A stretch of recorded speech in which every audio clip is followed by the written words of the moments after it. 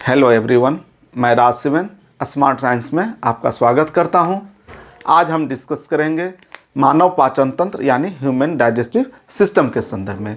यह topic exam के दृष्टिकोण से काफ़ी महत्वपूर्ण है, क्योंकि एग्जाम में इससे जुड़े हुए क्वेश्चन या तो सीधे तौर पे या अप्रत्यक्ष रूप में भी किसी न किसी रूप में ज़रूर से ज़रूर पूछे जाते हैं। तो इसलिए इस टॉपिक पे भी कमांड करना बहुत ही आवश्यक है। तो चलिए शुरुआत करते हैं मानव पाचन तंत्र की। प्रत्येक लिविंग ऑर्गेनिज्म यानी जीवधारी को जीवित रहने के लिए भोजन की आवश्यकता होती है। इस भोजन का निर्माण या तो वे स्वयं करते हैं या इसके लिए दूसरे पर निर्भर रहते हैं। जो अपने लिए भोजन का निर्माण स्वयं करते हैं वह स्वपोषी कहलाते हैं, यानी उन्हें ऑटोट्रॉप्स कहते हैं। और जो अपने भोजन के लिए दूसरे पर निर्भर रहते हैं वे परपोषी कहलाते हैं या उन्हें हेटेरोट्रॉप्स कहते हैं। तो मानव अपने भोजन के लिए दूसरे पे पेड़ पौधों पर निर्भर है या कुछ जीवों पर निर्भर है, तो इसलिए मानव परपोषी हुआ यानी हेटेरोट्रॉप्स की श्रेणी में आता है। तो मानव जो भोजन ग्रहण करता है वह भोजन कॉम्प्लेक्स मॉलिक्यूलर फॉर्म यानी जटिल आणविक संरचना उसकी होती है। और हमारा ह्यूमन बॉडी यानी मानव शरीर उस जटिल आणविक संरचना को सीधे तौर पे अवशोषित नहीं कर पाता है। तो उसे अवशोषित करने के लिए भोजन का सरल आणविक रूप चाहिए। तो ह्यूमन का एक यानी मानव शरीर का एक अंग तंत्र होता है, एक ऑर्गन सिस्टम होता है, जो कि उस कॉम्प्लेक्स मॉलिक्यूलर फॉर्म को, उस जटिल आणविक संरचना को सरल आणविक संरचना में बदल देती है, यानी सिंपल मॉलिक्यूलर फॉर्म में चेंज कर देती है। और वो जो ऑर्गन सिस्टम होता है वही पाचन तंत्र कहलाता है, यानी डाइजेस्टिव सिस्टम कहलाता है। तो चलिए इसे हम यहाँ पर फिर से देख लेते हैं कि मानव जो भोजन ग्रहण किया वह जटिल आणविक रूप में है। पाचन तंत्र के द्वारा उसे सरल आणविक रूप में बदल दिया गया और यही सरल आणविक रूप फाइनली रूप से अंतिम रूप से कोशिका तक पहुंचा, जहां पर जाकर वह ऊर्जा के लिए और जीव द्रव्य के निर्माण के लिए मुख्यतः उत्तरदायी है। इसे इस रूप में फिर से देखें कि फूड जो कॉम्प्लेक्स मॉलिक्यूलर फॉर्म में हुआ, डाइजेस्टिव सिस्टम के द्वारा उसे सिंपल मॉलिक्यूलर फॉर्म में बदल दिया गया और यही सिंपल मॉलिक्यूलर फॉर्म फाइनली रूप से सेल तक पहुंचा, जहां की एनर्जी और प्रोटोप्लाज्म के लिए मेनली रिस्पॉन्सिबल हुआ। इस डाइजेस्टिव सिस्टम के द्वारा दो तरह के प्रोसेस किए जाते हैं, यानी पाचन तंत्र के द्वारा दो तरह की प्रक्रिया की जाती है। एक होती है भौतिक प्रक्रिया और दूसरी होती है रासायनिक प्रक्रिया। भौतिक प्रक्रिया यानी फिजिकल जो प्रोसेस होता है, इसमें क्या होता है कि मानव जब भोजन को अपने मुख में लेता है तो वहाँ पे दांतों के द्वारा उसे छोटे छोटे टुकड़ों में कर दिया जाता है और जीभ के द्वारा उसे उसमें लार मिला दिया जाता है और इधर से उधर फूड को किया जाता है। तो ये जो प्रक्रिया होती है ये भौतिक प्रक्रिया यानी फिजिकल प्रोसेस होता है। वहीं इस फूड में बहुत सारे एंजाइम और हार्मोन मिलकर केमिकल रिएक्शन करते हैं, केमिकल प्रोसेस करते हैं, रासायनिक अभिक्रिया या प्रक्रिया करते हैं, तभी वो सरल अणु में बदल पाता है। और इन दोनों प्रोसेस में फिजिकल प्रोसेस की मात्रा या उसका परसेंटेज या उसका अनुपात काफ़ी कम होता है और मुख्यतः रासायनिक यानी केमिकल प्रोसेस होता है। तो इसे संयुक्त रूप से इस फिजिकल केमिकल प्रोसेस को फिजियो केमिकल प्रोसेस भी कह सकते हैं, यानी इसे भौतिक रासायनिक प्रक्रिया कहते हैं, जिसमें कि रासायनिक प्रक्रिया की मुख्यता होती है, ये प्रमुखता होती है। इस पाचन को बड़े ही आसान शब्दों में कि भोजन के जटिल अणुओं को सरल अणुओं में परिवर्तित करने की प्रक्रिया भोजन का पाचन कहलाती है। भोजन का पाचन क्या हो गया? तो जटिल अणुओं को सरल अणुओं में परिवर्तित करना, यही भोजन का पाचन है।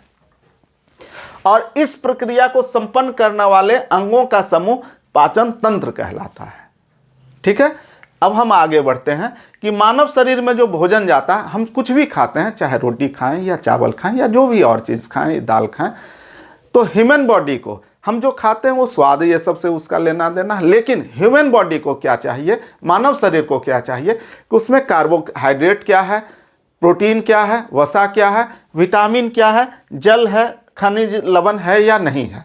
और जो ये कार्बोहाइड्रेट प्रोटीन वसा का जो रूप है, यही मानव जो भोजन ले रहा है वो कॉम्प्लेक्स मॉलिक्यूलर फॉर्म में है, जटिल आणविक रूप में है।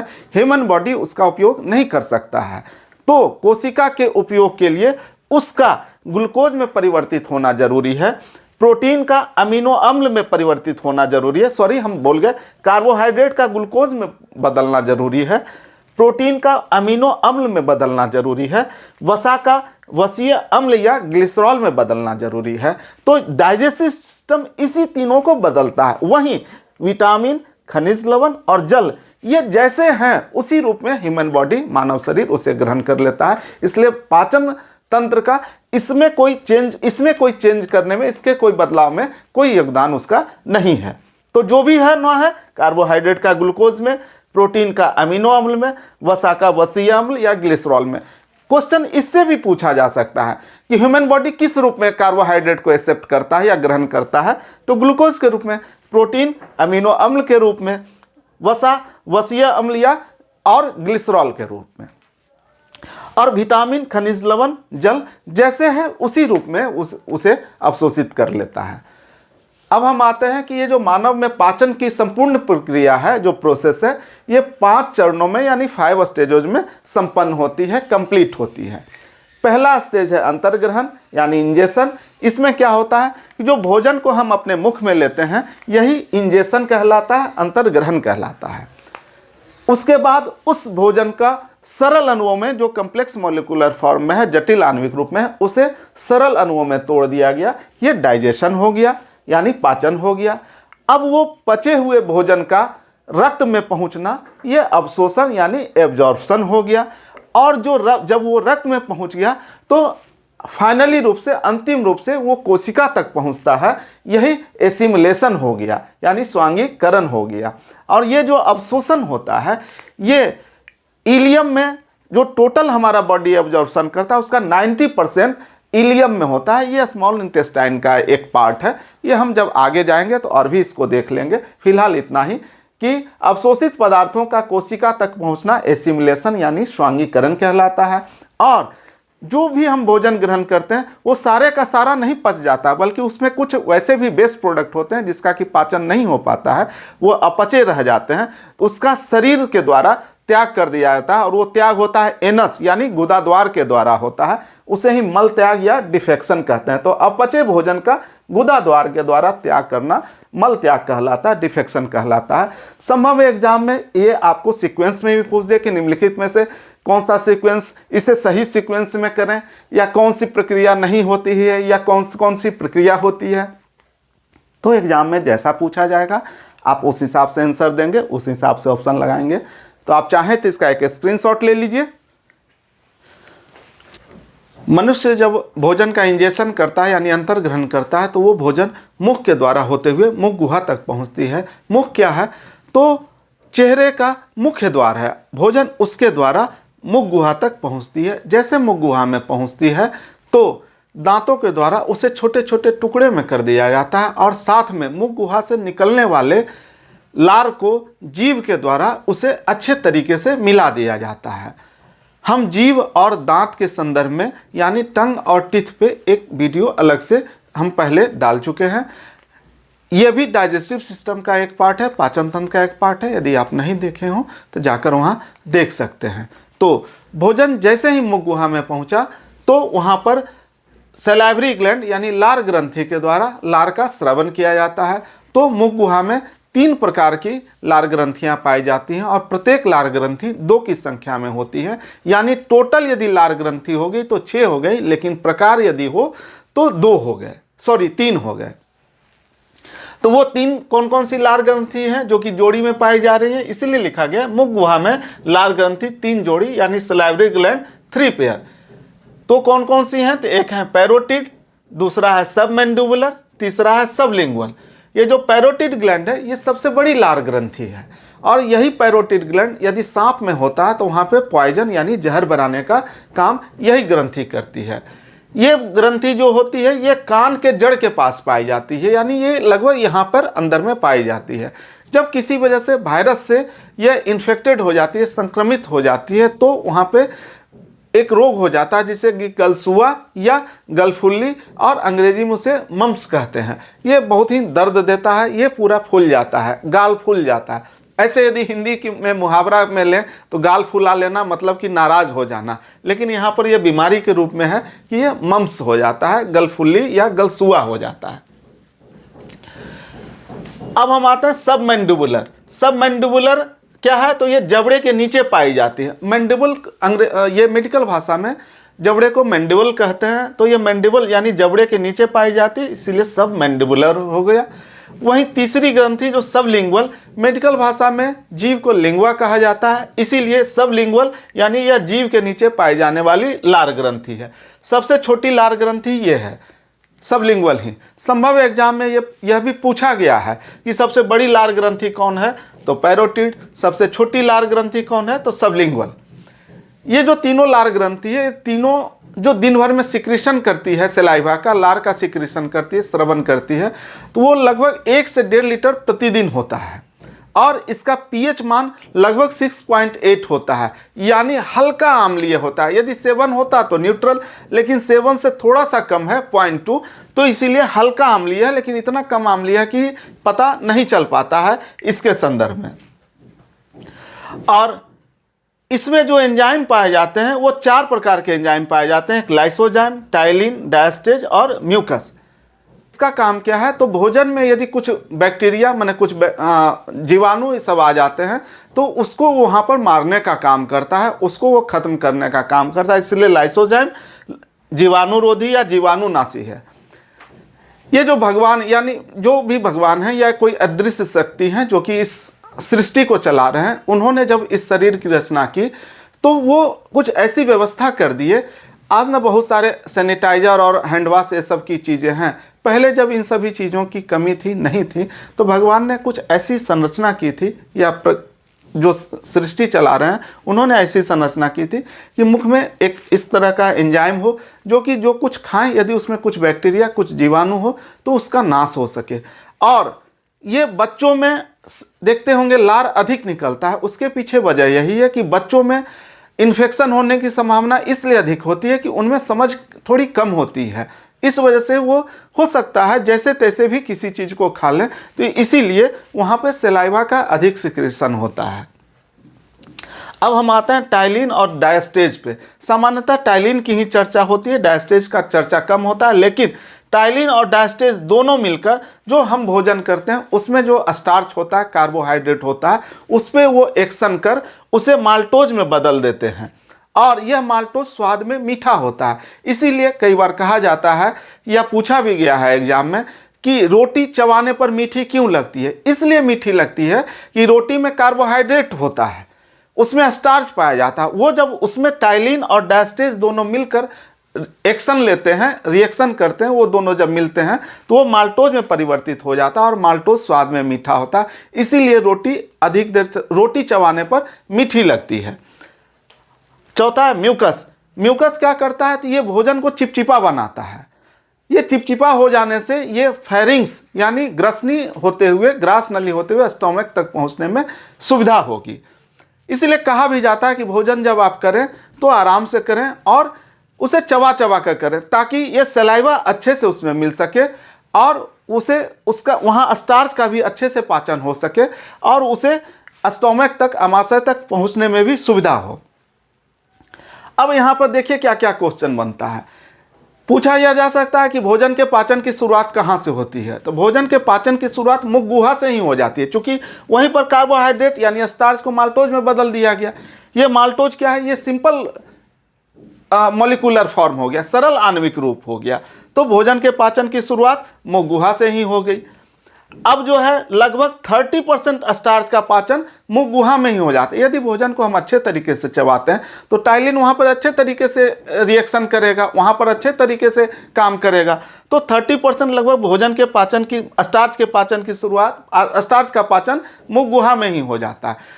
और जो ये चिपचिपा पदार्थ म्यूकस जब मिल गया भोजन में तो वो उसे बोलस कहते हैं। यही बोलस यानी मुख गुहा से जब फेरिंग्स होते हुए भोजन अंदर जाता है तो उसे बोलस कहते हैं, और स्टोमक में पहुंचता है तो उसे काइम कहते हैं, और स्टोमक से जब बाहर निकलता है तो उसे काइल कहते हैं।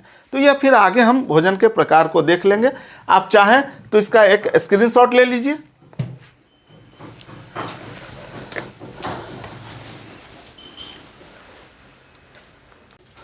भोजन मुख गुहा के बाद फेरिंग्स यानी ग्रसनी होते हुए यह ग्रास नली में आता है। यह फेरिंग्स हुआ। यह जो फेरिंग्स है यानी ग्रसनी है, यहाँ दो पाइप खुलते हैं, एक पाइप एक नली जिसे सांस नली कहते हैं यानी विंड पाइप, वहीं दूसरी नली जिसे ग्रास नली कहते हैं उसे ओइसोफेगस या फूड पाइप भी कहते हैं।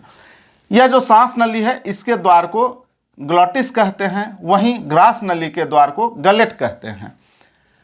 यह जो ग्रसनी हुआ रिस्पायरेटरी ट्रैक और डाइजेस्टिव सिस्टम दोनों का यह कॉमन है, यानी संभव है एग्जाम में आपसे पूछा जाए कि वह कौन सा पार्ट है, कौन सा अंग है जो कि रिस्पायरेटरी सिस्टम और डाइजेस्टिव सिस्टम दोनों में कॉमन है, तो आप ग्रसनी यानी फेरिंग्स का आंसर देंगे।